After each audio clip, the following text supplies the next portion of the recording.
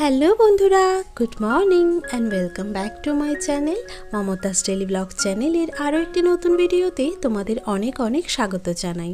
আশা করছি তোমরা সকলেই বেশ ভালো আর সুস্থ রয়েছো, আর ঈশ্বরের কৃপায় আমিও কিন্তু বেশ ভালো আছি। আজ হলো মঙ্গলবার আর এখন ঘড়ি কাঁটা বাজছে ওই সকাল 7টার মতো।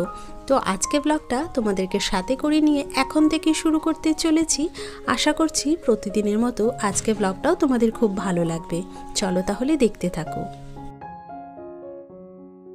কাল রাতে ভিডিও এডিটিংয়ে যা যা কাজ বাকি ছিল সমস্তটা শেষ করে তাড়াতাড়ি ঘুমিয়ে পড়েছিলাম।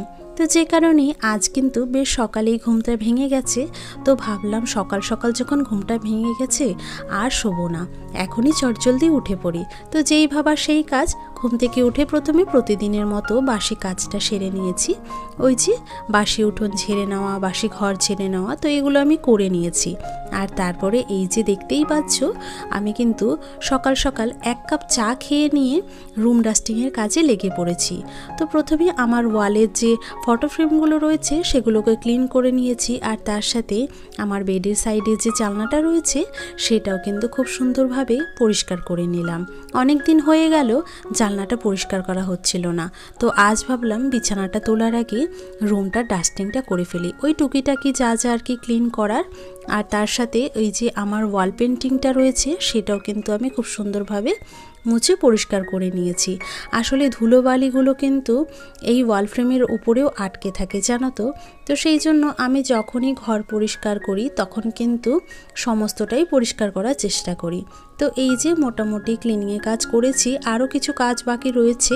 তো প্রথমে আমি বিছানাটা ঝেড়ে ভালো করে গুছিয়ে নিলাম। আর তারপরে এই যে আমার বিছানার পাশে যে সোফাটা আমি বানিয়েছি এটাকেও প্রতিদিনের মতো একটুখানি ঝাড়ু দিয়ে ঝেড়ে তারপরে কুশনগুলোকে সুন্দর করে আবারও সাজিয়ে রেখে দিলাম। ওদিকে সোফাটাকে খুব সুন্দরভাবে গুছিয়ে নিয়ে এখন চলে এসেছি এই যে আমার ঘরে ড্রামটা রাখা রয়েছে। এই ড্রামের ওপরের দিকটাতে অনেক সময় ধুলোবালি পড়ে থাকে। তো সেই ক্ষেত্রে আমি যখনই রুম ডাস্টিংয়ের কাজটা করি আমি কিন্তু এই ড্রামটার ওপর সাইডটাও ক্লিন করে থাকি।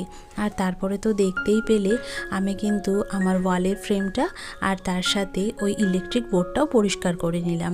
আর এই যে তারপরে চলে এসেছি আমার ঘরের যে দরজাটা রয়েছে সেটাকে ক্লিন করতে। আর এই দরজার খাজে খাজে এমনভাবে নোংরা আটকে থাকে, এটা যদি আমি 2 দিন বাদে বাদে ক্লিন না করি না তাহলে দেখতে বড্ডই খারাপ লাগে। চেষ্টা করি ঘরে টুকিটাকি যা যা ফার্নিচার রয়েছে সেগুলোকে হাতে একটুখানি সময় নিয়ে ক্লিন করে নিতে। আর এটা করতে আমার এমনই অভ্যাস হয়ে গেছে যে আমার খুব একটা বিরক্তিও লাগে না, আর এটাও মনে হয় না যে ক্লিনিংয়ের কাজটা করব আজ হাতে বেশ অনেকটা সময় নিয়ে নামতে হবে। এমনটা কিন্তু আমার সাথে হয় না। আমি জানি এই কাজগুলো করতে আমার 15 থেকে 20 মিনিট সময় লাগবে। তো সেই অনুযায়ী আমি কিন্তু কাজগুলো করে নিয়েছি। আর এই তো রুম ডাস্টিংয়ের কাজ কিছুটা সেরে নিয়ে আমি কিন্তু ঘর দুটো ঝেড়ে নিয়েছি, তবে ঘর দুটো এখনও মোছা বাকি রয়েছে। ঘরটা মোছার আগে ভাবলাম কটা কাপড় ভিজিয়েছি তো এই কাপড়গুলোকে আগে কেচে মেলে দিই, কারণ সকাল থেকে এত সুন্দর রোদ উঠেছে না, একটু সময় কিন্তু থাকলে এই কাপড়গুলো শুকিয়ে যাবে। এদিকে কাপড়গুলো শুকোতে থাকবে আর আমি বাকি সংসারের কাজগুলো সেরে নেব। আর এই যে কাপড়গুলো মেলে দিয়ে এখন চলে এসেছি এই বারান্দাটা মুছে নিতে। ধুলোবালি পড়তে পড়তে বারান্দাটা এতটা ময়লা হয়ে গিয়েছে, তো চেষ্টা করি 2 দিন বাদে বাদেই বারান্দাটা পরিষ্কার করতে। আর এখানে তো তোমরা দেখতেই পাচ্ছ আমার নানান ধরনের ফুলের গাছ, ইনডোর প্লান্ট রাখা রয়েছে।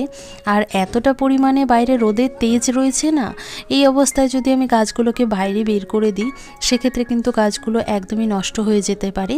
তাই এই যে হালকা রোদের মধ্যেই এই বারান্দাতে রেখে দিয়েছি। তো চলো বন্ধুরা, দেখতে দেখতে আমার বারান্দাটা কিন্তু মোছা হয়ে গেছে।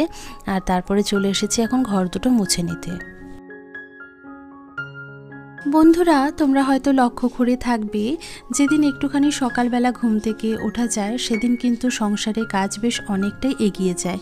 আর তার সাথে যদি কোনো এক্সট্রা কাজ থেকে থাকে সেক্ষেত্রে সেই কাজটাও কিন্তু অনায়াসে সময়ের মধ্যে শেষ করে ফেলা যায়। তো আজ যেহেতু আমার সকাল সকালে ঘুমটা ভেঙেছিল, তো মোটামুটি আমার 1 ঘন্টার মধ্যে কিন্তু অনেকটা কাজ এগিয়ে গেছে। যদিও সকালবেলা শুধু খালি চাটাই খেয়েছিলাম, তেমন কোনো খাবার কিন্তু খাওয়া হয়নি। তো ভাবলাম আগে সংসারে কাজগুলো কিছুটা এগিয়ে নিই, তারপরেই না হয় সকালের কিছু একটা খেয়ে নেব। তো যাই হোক, এই যে দেখো দেখতে দেখতে আমার কিন্তু ঘরটাও মোছা হয়ে গেছে। তো এবারে আমি স্নানটাও সেরে নেব। তো সকালের কাজগুলো মোটামুটি সেরে নিয়ে আমি এখন স্নানটাও করে নিয়েছি। আর স্নান সেরেই চলে এসেছি গাছ থেকে ফুলগুলো পেরে নেব বলে। আমাদের বাড়িতে বেশ অনেক ধরনেরই ফুলের গাছ রয়েছে, তবে সেই রকমভাবে কোনো গাছেই এখনও পর্যন্ত ফুল আসেনি। শুধু এই সাদা ফুল গাছ থেকেই কটা ফুল আমি প্রত্যেক দিনই নিয়ে থাকি। তো দেখতেই পাচ্ছ অনেক কটা কিন্তু ফুল ঝুড়িতে রয়েছে। ফুলগুলো নিয়ে চলে এসেছি এখন মন্দিরের কাছে। এখানে যে ঝুড়িটা রেখে দিয়েছি, আর তারপরে প্রতিদিনের মতো আমি একটুখানি তুলসী গাছে জল ছড়িয়ে দেব। প্রত্যেক দিন অফিসে কাজ থাকার কারণে ঠাকুর ঘরে পুজোটা দিতে না পারলেও স্নান করে আমি কিন্তু তুলসী গাছে জলটা দিয়ে থাকি। আর বাড়িতে যেহেতু বেল গাছ রয়েছে, সেই গাছটাতেও কিন্তু জল ফুল দিয়ে থাকি। আর এই যে তারপরে চলে এসেছি ঘরে। এখানে এসে একটুখানি সিঁদুরটা পরে নিই। আর প্রতিদিনের মতো আজকেও তোমাদের একটা অনুরোধ করতে চাই, আমার আজকের এই পর্যন্ত ভিডিওটি যদি তোমাদের ভালো লেগে থাকে বা আমার ভিডিওর কোনো অংশ যদি তোমাদের একটু হলেও পছন্দ হয়ে থাকে, তাহলে প্লিজ ভিডিওটিতে লাইক কমেন্ট করে যেও। আর এরই সাথে নতুন কোনো বন্ধু যদি আমার এই মুহূর্তে ভিডিওটির সাথে জুড়ে থাকো বা আমার ভিডিওর কোনো অংশ যদি তোমাদের একটু হলেও পছন্দ হয়ে থাকে, প্লিজ আমার চ্যানেলটি সাবস্ক্রাইব করে আমার পাশে থেকো। আর এরই সাথে বেল বাটনটা প্রেস করতে কিন্তু ভুলো না, এতে করে যখন নতুন ভিডিও আপলোড করব তোমরা কিন্তু সাথে সাথে একটা নোটিফিকেশন পেয়ে যাবে। সকালে শুধুমাত্র তাড়াহুড়োর জন্য চাটাই খেয়েছিলাম, আর তারপরে জানো তো কিছুই খেতে পারিনি। তো স্নান সেরে নিয়ে একটুখানি কাল রাতের পান্তা ভাত ছিল, তো সেটাকেই কিন্তু আলু ভাজা দিয়ে খেলাম। আর তারপরে একটুখানি ছাতু কিনে আনা হয়েছিল, সেটাকে কৌটোতে রেখে দিয়েছি। আর এই যে দেখতে পেলে কচু, সেটা কিন্তু মা কেটে নিয়েছে। মা কচু আমাকে কখনোই কাটতে দেয় না, মাই নিজে কেটে নিয়েছে। আর এই যে তারপরে রান্নাটাও কিন্তু বসিয়ে দিয়েছি। ওদিকে রান্নাটা কিছুটা হয়ে গেছে। আর এই যে দেখো কচু শাকটা কিন্তু বেশ হয়েই এসেছে, আর কিছুটা জল টেনে নিলেই হয়ে যাবে। আর তার আগে কিছুটা রান্না করে নিয়েছি। তো দেখতেই পাচ্ছ আজ কিন্তু করেছি ডিমের ঝোল, তো সেটাই তোমাদেরকে দেখালাম। আর তার সাথে করে নিয়েছি চাটনি, এটা হচ্ছে টমেটোর চাটনি, বেশ অনেকটাই করেছি। আর তার সাথে এই যে বিনস আর আলু একটুখানি পেঁয়াজ দিয়ে ভাজা মতন করেছি। বন্ধুরা এখন সময় হচ্ছে বিকেল ওই 4টে মতো। দুপুরে কিন্তু বেশ অনেকটাই সময় কেটে গিয়েছে। দুপুরে খাওয়া দাওয়ার পরে আমরা সকলেই একটুখানি রেস্ট করে নিয়েছিলাম। আর তারপরে তো দেখতেই পেলে এই যে নীল পুজোটা বাড়িতে কিন্তু হয়েছে। সম্ভবত এটাকে নীল পুজোই বলে থাকে। চৈত্র মাসে কিন্তু এই পুজোটা হয়ে থাকে। আর এই যে বাড়িতে এসেছিল বলে জল ফুল দিয়ে একটুখানি পুজো করা হলো। আর তারপরে বাইরে যে সমস্ত আমার গাছগুলো রয়েছে সেগুলোতে একটুখানি জল দিয়ে দিলাম। আর তারপরে চলে এসেছি ঘরে। এখন বিকেলে কাজগুলো চটপট করে সেরে নিতে হবে। প্রতিদিন বিছানাতে বসেই যেহেতু আমাকে ল্যাপটপ নিয়ে অফিসের কাজগুলো সারাদিন করতে হয়, তাই প্রত্যেক দিনই আমি বিকেলবেলা কিন্তু বিছানাটাকে ঝেড়ে পরিষ্কার করে আবারও সুন্দর করে গুছিয়ে রাখি। আর এটা আমার প্রতিদিনেরই অভ্যেস বলতে পারো। আর সেটা কিন্তু ভিডিওতে তোমাদের সাথে শেয়ারও করে থাকি।